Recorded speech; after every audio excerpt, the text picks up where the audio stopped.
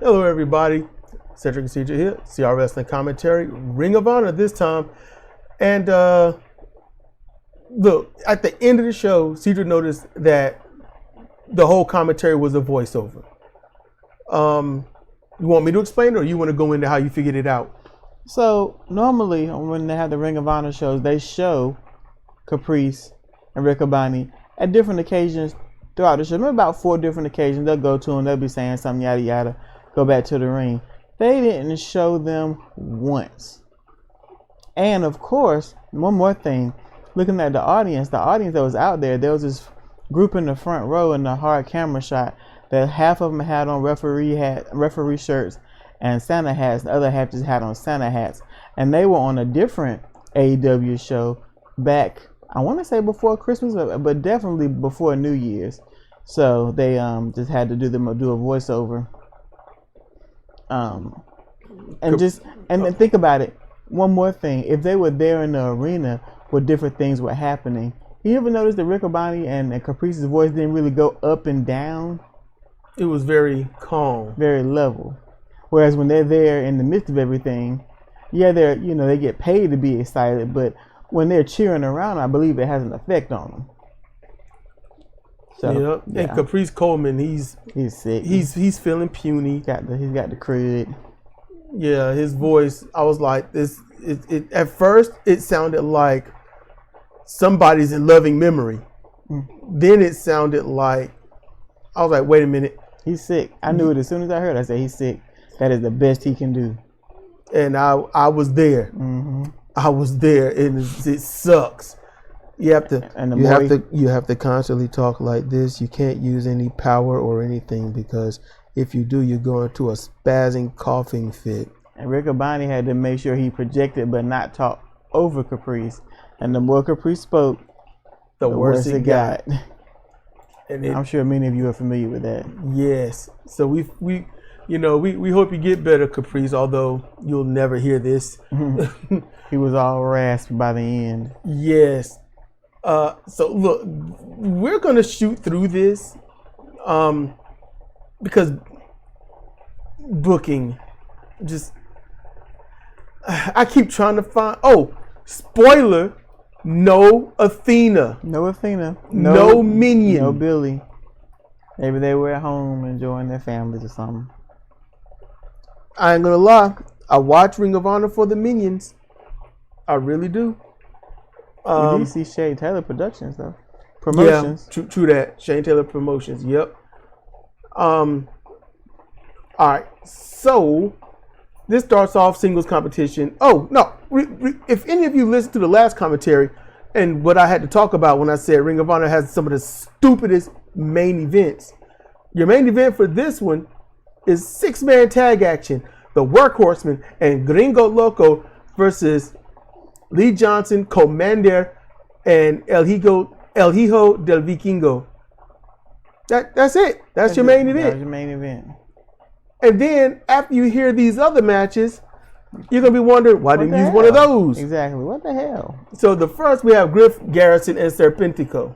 That was a good match. It was.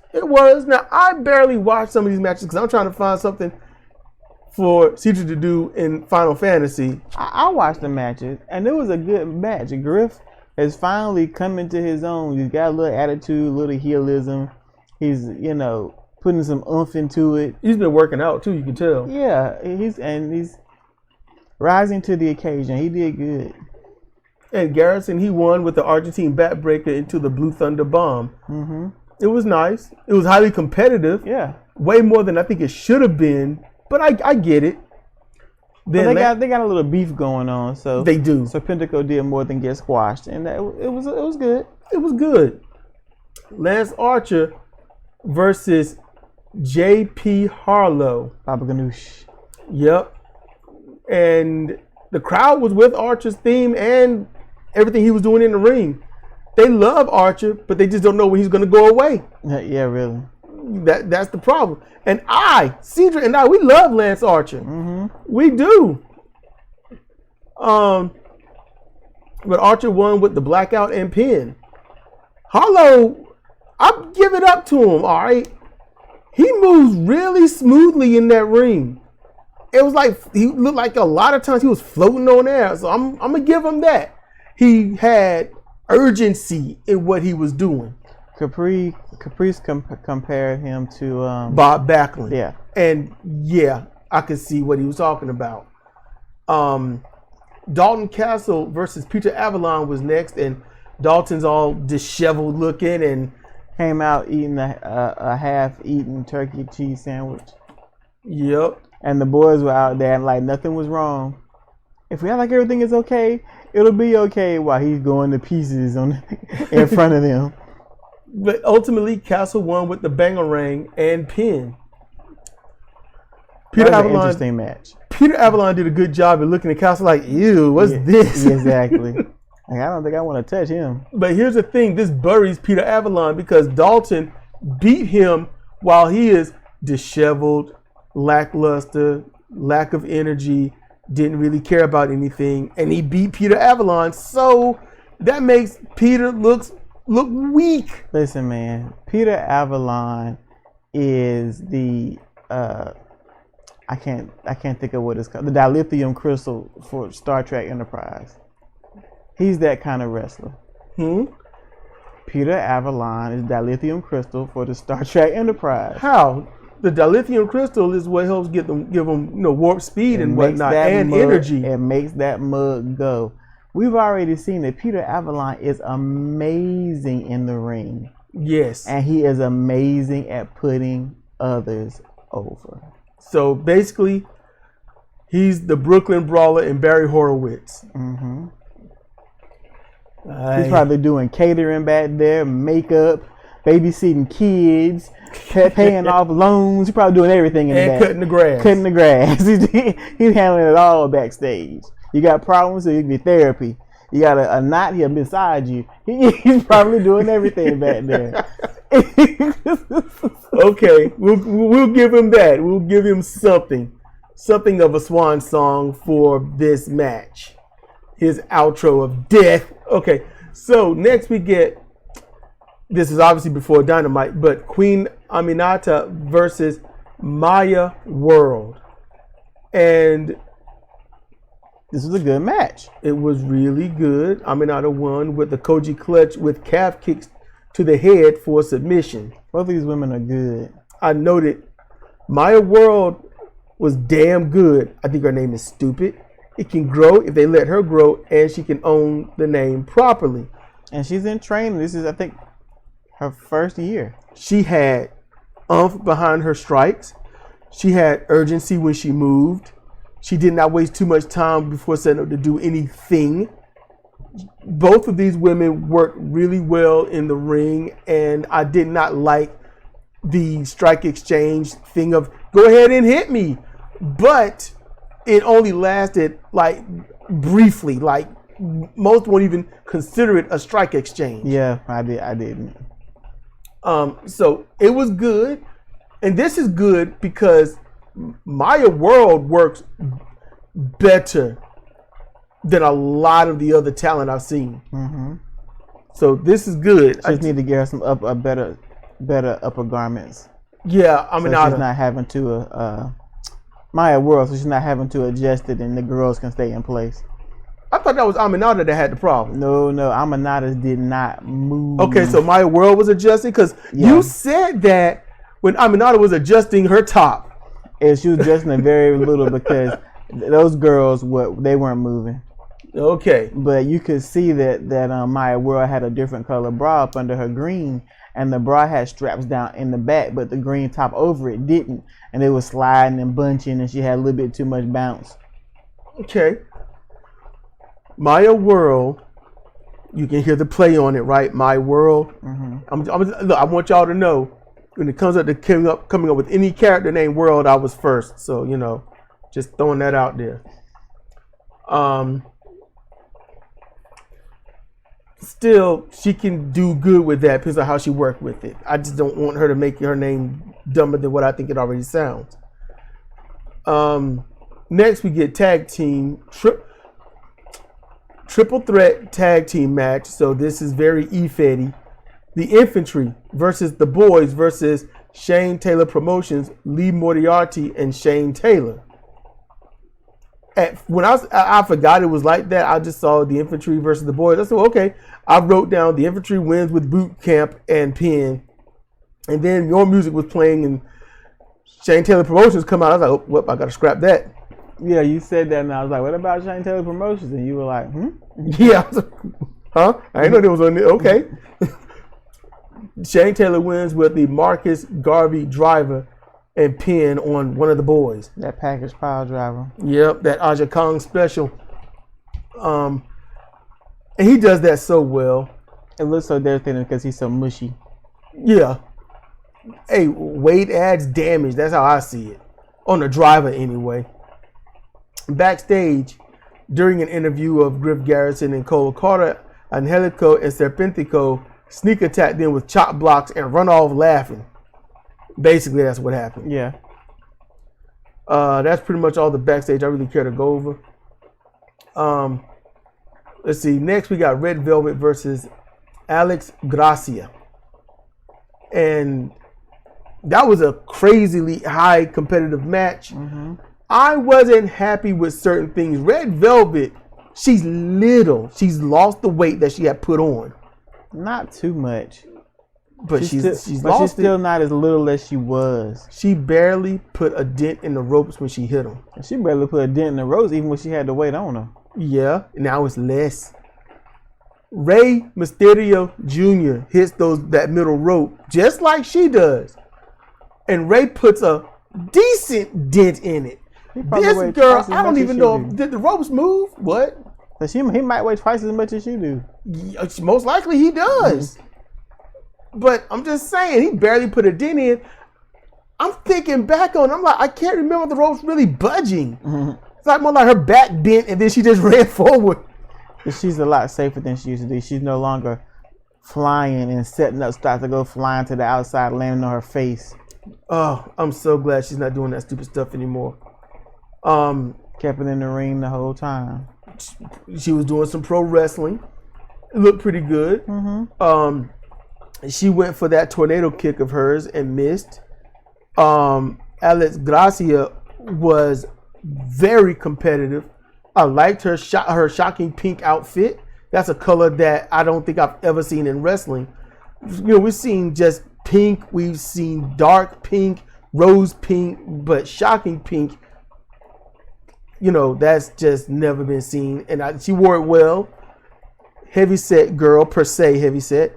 I just call her thick because, yeah, you know, thick. She was the head. Shapely and meaty. You say heavyset, people think of marshmallow. Okay, yeah, my bad. She was, I mean, honestly, what we would call thick.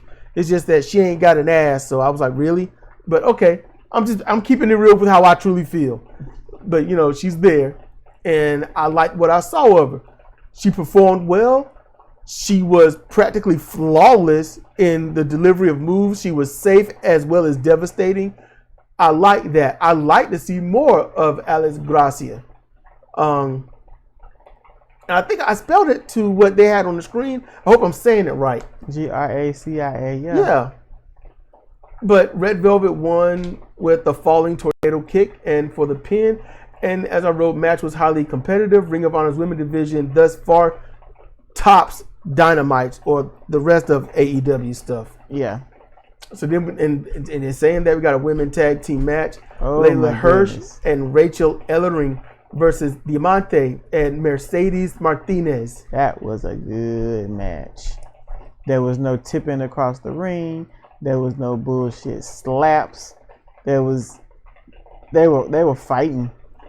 Nice cartwheel German suplex by Layla. Yeah, that was real good. They laid their moves in. They did what they should do. They were fighting. Yes. You don't see Layla Hirsch dragging herself, crawling across the ring very often. But she did. They were wearing her out. Yep. And eventually, well, Ellering, she lost to Martinez air raid crash after saving Layla from a double team finish that they were setting up. She just grabbed her from Martinez's arm and just dropped her on the mat and threw out the ring. And Ellering got blindsided and about 3 devastating moves put on her and air raid crash 1, 2, 3. And outside the ring, Ellering and Hirsch were talking, and it looked like they had a mutual friendly understanding. Yeah, like we said, you saved my ass. Oh, she said that? Yeah. Okay. And Martinez is up on the ramp with Diamante looking fresh as a daisy. So fresh and so clean. Martinez has a presence in her stance and how she carries herself and how she speaks.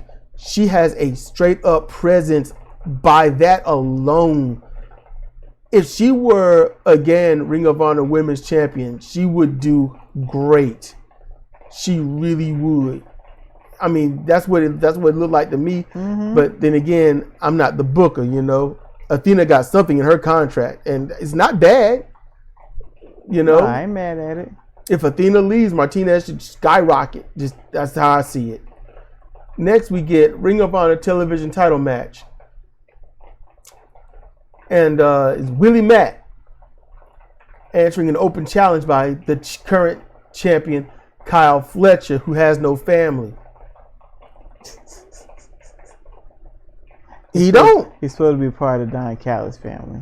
Well, yeah, that's the family I'm talking about. He's on the Last Supper picture that Don Callis is always toting around. But he's never with them. Just never with them. Highly competitive. I initially wrote Kyle wins with the Power Slam pin. But that didn't happen. I was like, I wrote audible. Mm-hmm. Unable to lift Mac for the Power Slam, Kyle used a dead weight tombstone pile driver and got the win. Got him up for the power driver. Just let him go with his hands and drop to his knees. Willie Mack had to control how he fell and everything. So, you know, I would have words with Fletcher in the back over that one. Yeah. I would have words. Willie protected himself, and Kyle had his knees bent to protect him. I would have words. Fletcher isn't strong enough to be dealing with someone the size of Willie Mack. He was exhausted in second win by the end of that match. Watch that match. There's a different caliber. Willie Mack started that match off high-paced. It was all cruiserweight luchador stuff. Mm-hmm. That was the first probably 3 minutes of the match. Exactly. Going 100 miles a minute. And then he had to tote him around and lift him and all this other stuff. Kyle didn't have to do much. And at the end of the match, Willie Mack was just fine. Fletcher was sucking wind. I mean, Willie Mack was laying there. He was selling. Yep. But just watch his breathing. He was not sucking wind. He wasn't looking exhausted. Kyle was like he help me. Toting hay bales for the last 20 minutes. Like Lawrence Taylor after wrestling Bam Bam Bigelow. He wasn't cool. But yeah, it was a very great competitive match, but I knew Willie wasn't going to win. Yeah, we knew on that. Fletcher's first defense that we know of. It might have been his second, I don't know. But for us, his first defense, and you know, I mean, no one should lose a belt on their first defense in this type of environment. You know, just wrestling in general, it takes up like a hardcore 24-hour match thing for that to happen. So we get down to main event. The Ring of Honor Pure title match was advertised for Rampage on the Ring of Honor show. I don't know if they're going to have that match or they're just saying the champion, the Pure champion, will wrestle. But either case, why are you advertising a Rampage thing with your Pure champion on a Ring of Honor show instead of advertising him next week on Ring of Honor? Just saying. Just saying. All good questions.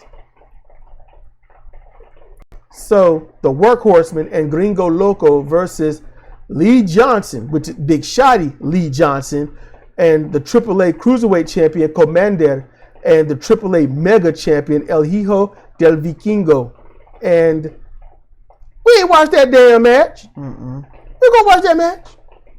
And at the end, Commander pins Gringo Loco after a weird sunset flip bomb turned into a high stack, but they was wobbling all over the place. Here's the thing. And he couldn't keep his footing, and the ref was counting three while Gringo Loco had to hold himself down and keep his legs as straight as possible while Commander was trying to hold him upright. Yeah, Commander is not strong enough to pin Gringo Loco, so Gringo Loco had to pin himself. Him look dumb. Yeah, it was a dumb ending. I wasn't happy with that. And I was like, this is exactly what I thought it was going to be. The ending pretty much showed what I had nothing to miss. But what was you going to say? I said it. You said it. Yeah. I didn't hear because I was talking. What did you say? Repeat it. Oh, I said that Commander isn't strong enough to pin Crinkle Loco like that. Oh, that's what you were going to say. Okay, I heard that. I thought you were going to say something before that. No, that was what I was going to say. All right. So, I know this one won't long, everybody. It's just 20 minutes, but that's all we got. Yeah. You know, Ring of Honor did what Ring of Honor does. At least it wasn't 2 hours long. Yep. So you got comments, questions, whatnot. You know, we'll talk about it on either separate thing or the next show or whatnot. Leave them down there. You know how to type. So with that, we're gonna get up out of here. This has been Cedric Procedure for CRWC Ring of Honor. Y'all be good, be chill, be safe. Seriously. How about be good, be warm, be safe, because it be winter. And we will see you next time.